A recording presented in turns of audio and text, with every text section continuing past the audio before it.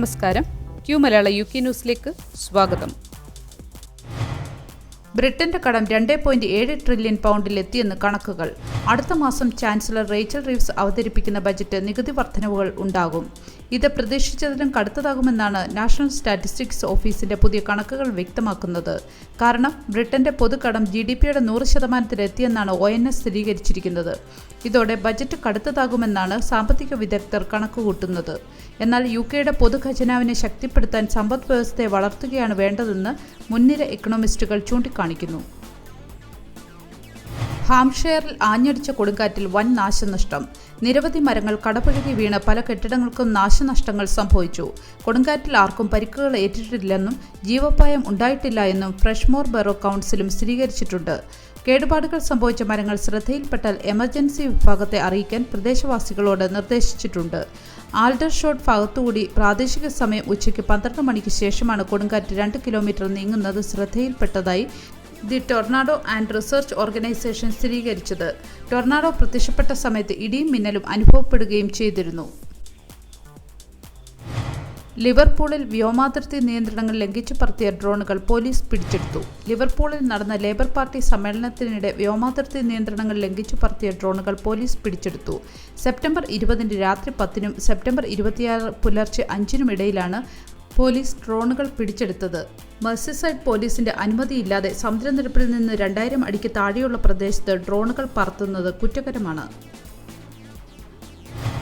ISGയുടെ UKയിലെ പ്രവർത്തനങ്ങൾ താറുമാറായതിനെ തുടർന്ന് മലയാളികൾ ഉൾപ്പെടെ ആയിരക്കണക്കിന് ആളുകൾക്ക് ജോലി നഷ്ടപ്പെടും. അന്താരാഷ്ട്ര നിർമ്മാണ കമ്പനിയായ ISGയുടെ UKയിലെ പ്രവർത്തനങ്ങൾ കുഴപ്പത്തിലായതായുള്ള റിപ്പോർട്ടുകൾ പുറത്തുവന്നു. പ്രശ്നങ്ങൾ കടുത്തതോടെ കമ്പനിയിൽ ജോലി ചെയ്തിരുന്ന ആയിരക്കണക്കിന് ആളുകളുടെ ഭാവി അനിശ്ചിതത്വത്തിലായി. 2200ഓളം തൊഴിലാളികൾക്ക് ജോലി നഷ്ടപ്പെടുമെന്നാണ് പുറത്തുവരുന്ന വിവരങ്ങൾ സൂചിപ്പിക്കുന്നത്. കുറച്ചു കാലമായി US സ്ഥാപനമായ കാതെക്സിന്റെ ഉടമസ്ഥതയിലുള്ള സ്ഥാപനം സാമ്പത്തിക ബുദ്ധിമുട്ട് അനുഭവിക്കുകയായിരുന്നു. ആപ്പിൾ, ബാർക്ലേസ്, ഗൂഗിൾ എന്നിവ ഉൾപ്പെടെ വൻ സ്ഥാപനങ്ങൾ UKയിലെ ISGയുടെ ക്ലയൻസ് ആണ്.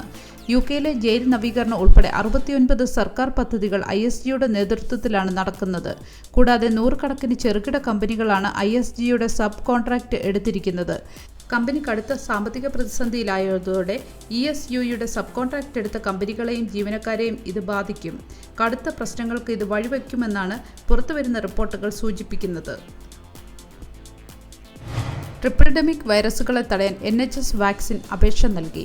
ഈ ശൈത്യകാലത്ത് വൈറസുകളുടെ ട്രിപ്പിൾഡെമിക് ഒഴിവാക്കാൻ influenza, COVID-19, respiratory syncytial virus എന്നിവയ്ക്കെതിരെ വാക്സിനേഷൻ എടുക്കാൻ UKയിലെ നാഷണൽ ഹെൽത്ത് സർവീസ് അപേക്ഷ നൽകി. വാക്സിനുകൾ ഓൺലൈൻ വഴിയോ NHS ആപ്പ് വഴിയോ 119 എന്ന നമ്പറിൽ വിളിച്ചോ ബുക്കിംഗ് ചെയ്യാവുന്നതാണ്.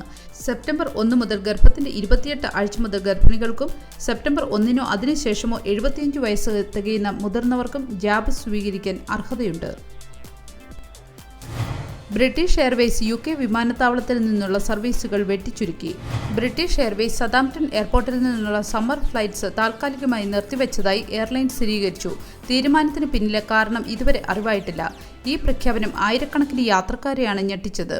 ഉപഭോക്താക്കൾക്ക് ബദൽ ഫ്ലൈറ്റ് റീബുക്കിംഗ് അല്ലെങ്കിൽ മുഴുവൻ റീഫണ്ട് ഉൾപ്പെടെയുള്ള ഓപ്ഷനുകളും ബ്രിട്ടീഷ് എയർവേസ് കമ്പനി വാഗ്ദാനം ചെയ്തിട്ടുണ്ട്. ഒരു നല്ല ദിവസം ആശംസിച്ചുകൊണ്ട് ഈ വാർത്താ ബുള്ളറ്റിൻ പൂർണ്ണമാകുന്നു. ചാനൽ ലൈക്കും സബ്സ്ക്രൈബും ചെയ്ത് പ്രോത്സാഹിപ്പിക്കണം.